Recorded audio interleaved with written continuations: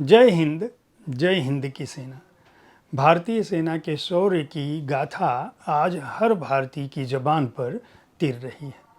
पूरी दुनिया भारतीय सैन्य अभियान की तारीफ कर रही है।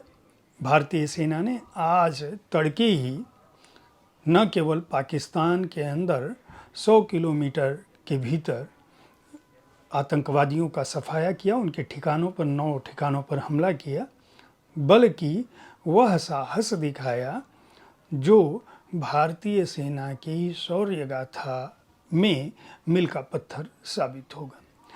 भारतीय सेना की जब हम बात करते हैं तो हमारी सेना का गठन किस समय हुआ, किस कालखंड में हुआ और भारतीय सेना आज किस रूप में हुई है, उससे जुड़े तमाम सेना नायकों की बात होती है।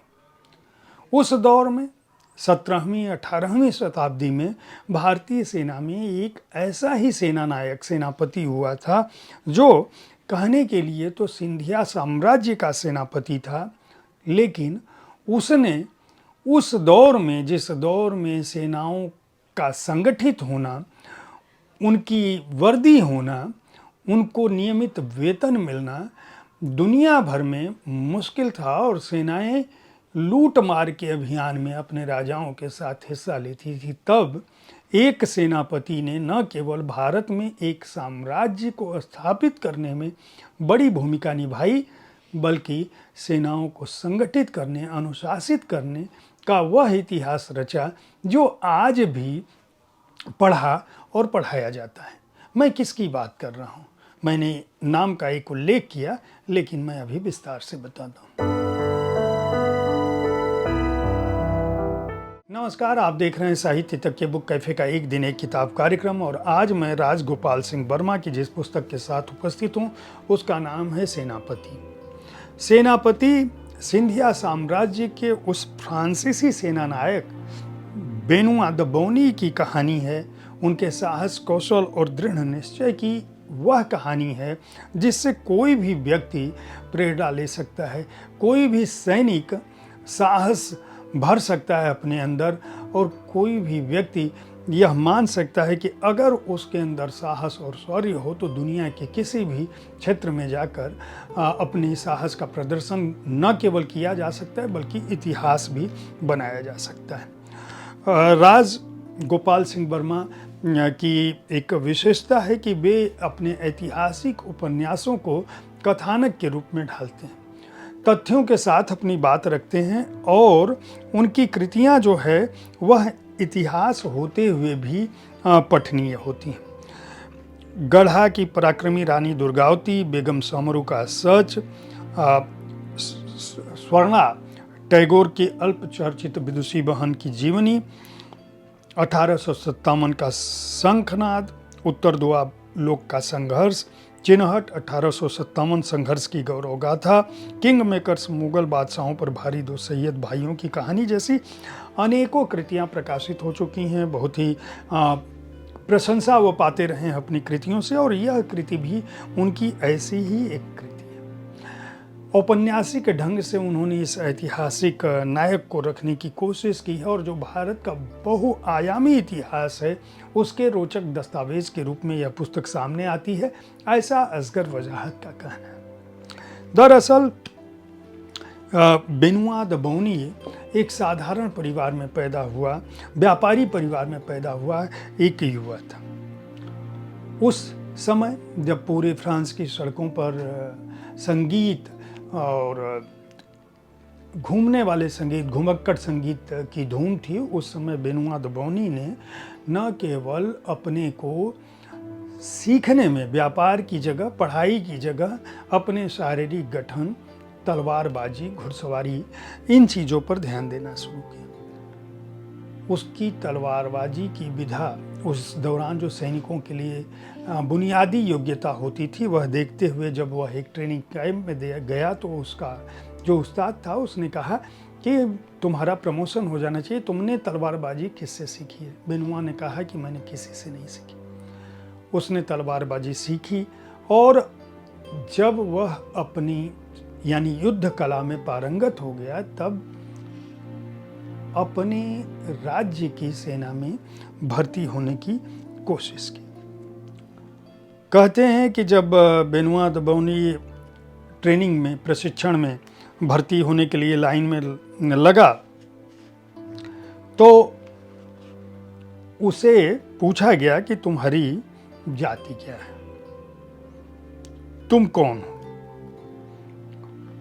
उसने बताया उस जमाने में यानी यूरोप में भी कहीं ना कहीं वर्ग के स्तर पर चीजों की भर्ती हो रही थी। उसने कहा तुम चूंकि कुलीन नहीं हो इसलिए तुम्हें यहाँ भर्ती नहीं किया जा सकता। कहते हैं कि बेनुआ ने पेपरवेट उठाया और उसका सिर तोड़ दिया और उसके बाद भाग निकला। अपने देश में रह नहीं सकता था। उसे ये पता था कि अगर मैं यहाँ रहा तो मुझे पकड़ लिया जाएगा। वह फ्रांस चला गया और वहाँ पे उसने इस बात की कोशिश की कि उसे सेना में भर्ती कर लिया जाए।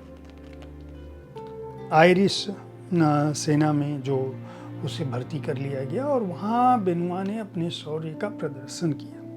कुछ समय बाद उसे लगा कि यहाँ उसे जितना पद मिलना चाहिए वह मिल चुका है, उसे अपना भविष्य कहीं और भी तलाशना चाहिए। कहते हैं कि वह रूस चला गया और जब रूस चला गया वहाँ पे एक युद्ध के दौरान पकड़ लिया गया और जब पकड़ लिया गया तो गुलामों से बदतर उसकी स्थिति हो गई। उसे एक निग्रो के हाथ बेच दिया गया। कुछ समय की जहाज की यात्रा करके वह निग्रो के पास कुछ समय गुलामी का जीवन बद से बदतर था। इसके शौर्य को, इसके साहस को, इसकी मेहनत को देखते हुए एक दिन उसके निग्रो ने कहा कि मैं तुम्हें छोड़ सकता हूँ, बशर्ते हर चीज़ की एक कीमत होती है। कहते हैं इसने एक चिट्ठी लिखी। इसके पिता वापस आए बेनुआ के और उन्होंने अपने बेटे को उस जमाने के हिसाब से 3 गुना मूल्य देकर छुड़ा लिया। बेटा वापस गया, पिता ने कुछ कहा नहीं।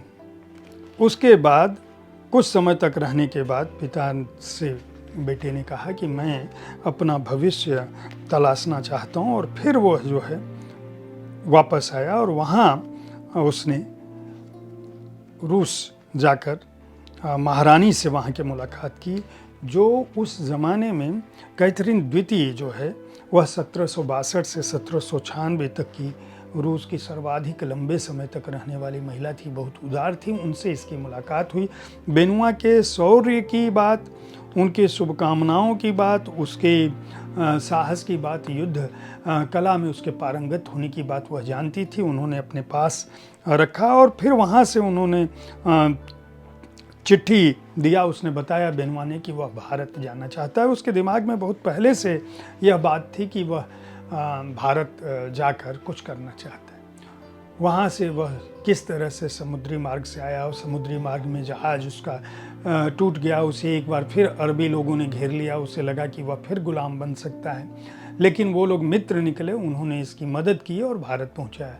भारत में किस तरह से वह ईस्ट इंडिया कंपनी कलकत्ता गया और मद्रास, चेन्नई उतरा और वहाँ से फिर कोलकाता गया। कोलकाता से फिर लखनऊ की यात्रा हुई। किस तरह से वह सिंधिया घराने से मिला और वहाँ पे उसने न केवल सेना की एक ब्रिगेड खड़ी की बल्कि लगातार युद्ध किए और सेना को अनुशासित किया। उसकी एक ही शर्त होती थी, सिंधिया घराने से जब वह जुड़ा, यहाँ भी उसका सामान चोरी हो गया। बहुत सारी घटनाएं हैं, जब आप इस कृति को पढ़ेंगे तो आपको पता चलेगा। एक शर्त होती थी कि हमारे सैनिकों को समय पर वेतन मिलना चाहिए, उनके रहन सहन खान पान की व्यवस्था होनी चाहिए, उनकी वर्दी के साथ सम्मान होना चाहिए। बेनुआ दबौनी वह पहला व्यक्ति था संभवतः भारतीय भूमि पर जिसने इस तरह से सेना का संगठन किया कि सैनिकों की वर्दी, उनके रख रखाव, सुगठित सेना, उनकी बटालियन, उनकी ब्रिगेड और उनके साथ साथ सैनिकों को समय पर वेतन मिले, उसके लिए उसने सब कुछ कुर्बान कर दिया।